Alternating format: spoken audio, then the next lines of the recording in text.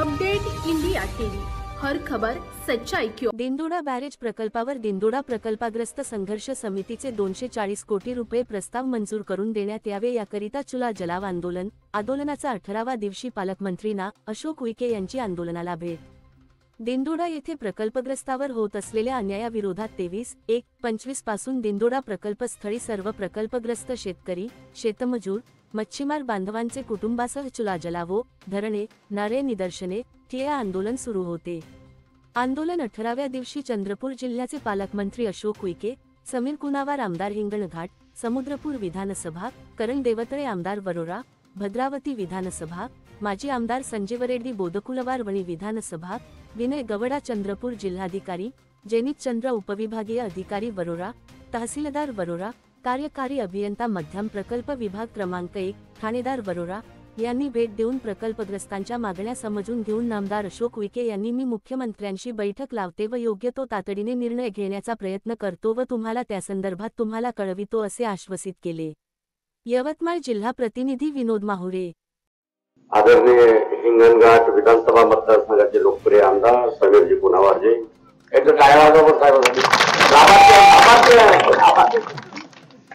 आणि दुसरे ज्यांची जमीन ज्यांचं गाव बाजूले आहे ते शेतकरीच आहे का नाही. देवतळीची स्थिती नाही. आमचे सन्मान्य तुमचे लोकप्रिय आमदार करणजी देवतळीजी, ते नातेवाईक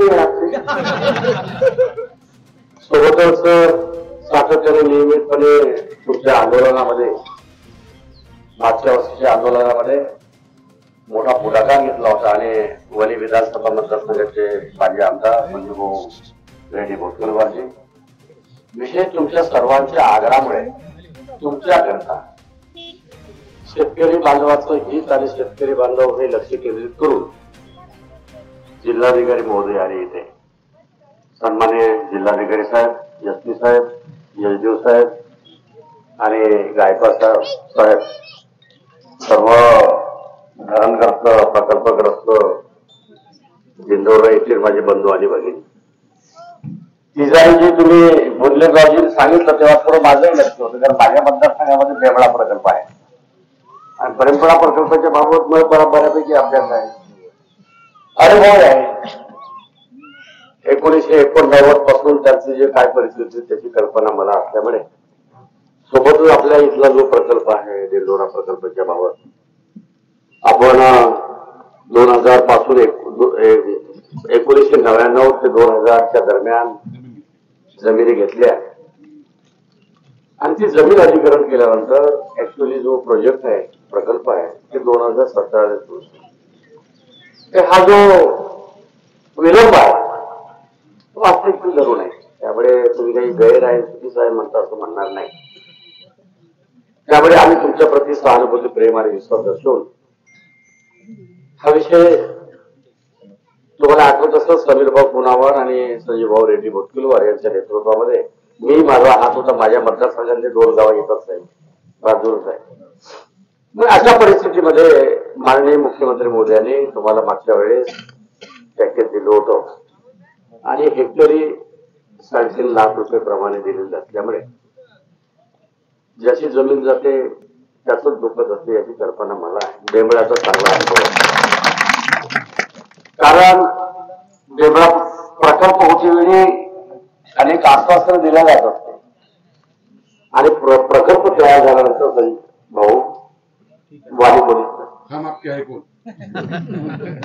कारण मला माझ्या मतदारसंघामध्ये बाबुळगाव तालुक्यात असलेला प्रोजेक्ट आहे पुढे गावजी, तो मला चांगला अनुभव आहे. त्यामुळे जे काय आहे ते आत्ताच असल्यामुळे माननीय मुख्यमंत्री महोदयासोबत मी बोललो. सन्मान्य मंत्री महोदय गिरीशभाऊ माझं सुद्धा माझं बोलणं झालेलं आहे, कारण मी तुमच्या जिल्ह्याचा पालक आहे. पालकमंत्री असताना 26 तारखेला तुम्ही फार मोठी अपेक्षा केली, संवाद आणि संपर्क नव्हता झाला. खूप वेळ झाला संजीव, परंतु तुमचा विषय गांभीर्याने घेऊन महत्वपूर्ण समजून समीर भाऊशी, करणजीशी आणि बोदकुलवारजीशी सातत्याने नियमितपणे माझा संपर्क होता. त्यामुळे मला तुम्ही चुला जलाव जे आंदोलन सुरू आहे ते याच्याबद्दलची पालकमंत्र्यांना कुठल्याही प्रकारची माहिती नाही बा असं मनामध्ये व्यक्त तुम्ही करू नये. कारण मीच पाठवलं, कारण आमदार महोदयांना तुमचा भाऊ आहे, तुमचा मुलगा आहे, तुमच्या भावाने तुमच्या मुलाने मीच पाठवलं, जा आणि तुम्ही चर्चा करा. समीर भाऊला मीच बोललो, समीर भाऊ तुमचा वणीचे आमदार मी बोललो, तुम्ही जा. मला महाराष्ट्राचे मुख्यमंत्री देवेंद्र फडणवीसनी आदिवासी विकास मंत्री बनवल्यामुळे संपूर्ण महाराष्ट्र फिरत राहावं लागते आणि वेळेचा अभाव काही कमी अधिक झाला, त्यामुळे तुम्ही जा माझे प्रतिनिधी म्हणून अशा प्रकारची मी चर्चा केली. त्या अनुषंगाने आले, चर्चा केली. संजीवभाऊ जेवले सुद्धा तुमच्यासोबत एक दिवस त्या चुलीवर. त्यामुळे आज मुख्यमंत्री महोदय वडोदऱ्याला आले होते. मुख्यमंत्री महोदयाला मी आणि कलेक्टर साहेबांनी हा विषय मांडणी सविस्तर केलेली आहे आणि मांडणी केली असल्यामुळे, कारण हे असे मुख्यमंत्री आहे गोरगरीब आणि शेतकऱ्याप्रती सहानुभूती ठेवणारे आहे, न्याय देणारे मुख्यमंत्री असल्यामुळे निश्चितच लवकरात लवकर 3 तारखेपासून समीर अधिवेशन आहे. आजची 9 तारीख आहे, 9 फरवरी आहे, 3 मार्चला अधिवेशन असल्यामुळे या पदाचा जो व्याप आहे, तत्पूर्वी कुठल्याही परिस्थितीत व्यापक स्वरूपाची तुमच्या शिष्टमंडळासह, तुमच्या शिष्टमंडळ आणि सर्व संबंधित अधिकारी आणि लोकप्रतिनिधीसह मी बैठक लावण्याचे 100% प्रयत्न करतो. अशा प्रकारचा तुम्हाला आश्वासित करतो. 100%. मुख्यमंत्री महोदयांनी मी आता बोललो की मुख्यमंत्री महोदय, जर तुम्हाला काही शंका असेल, काही बोलायचं असेल, तर जर म्हटलं ऐकलेच नाही समीर भाऊ, तर थेट तुमच्याशी संवाद साधू का, हे सुद्धा परमिशन घेऊन. म्हणजे तुम्ही असं समजू नका तुमचा विषय मांडला नाही बा, चर्चा केली नाही, असा तुमच्या मनामध्ये शंका कुशंका गैरसमज होऊ नये.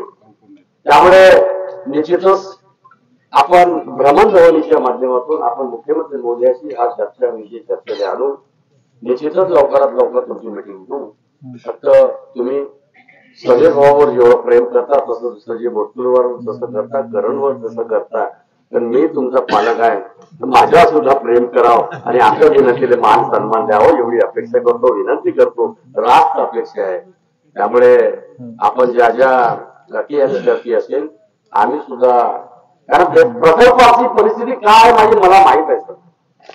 आज पुनर्वसन असो, मोबदला असो, प्रमाणपत्र असो, याची कल्पना मला पूर्ण माहित असल्यामुळे चांगल्यापैकी जेंडोराकडे आलो नसलो तरी बेंबळाच्या बाबत बऱ्याच आमच्या दूर गेला. किती पुनर्वसन झाल्यानंतर काय काय परिस्थिती होती, कुठल्या बेसिक अम्युनिटी असते, 17च्या जागी 13 होते का 14 होते, हँडओव्हर होत नाही, करत नाही. आणि दुसरी गोष्ट, हँडओव्हरच्या वेळेस येते सर, ग्रामपंचायतले किंवा ग्रामपंचायतचं हँडओव्हर जिल्हा परिषदेला होते, भाऊ तिथं मशानभूमी राहत नाही, काय नाही, अशी परिस्थिती आम्हाला माहिती असल्यामुळे. त्यामुळे मनापासून सांगतो, आम्ही तुमच्या सोबत आहोत, तुमच्या सोबत जाईल. तुमचं हित आणि आमचं हित असं समजून मुख्यमंत्री महोदयाला विनंती करून लवकरात लवकर बैठकीचं निमंत्रण देऊ, आयोजन करू, असं आश्वासित करतो. थांबतो, रजा घेतो. धन्यवाद.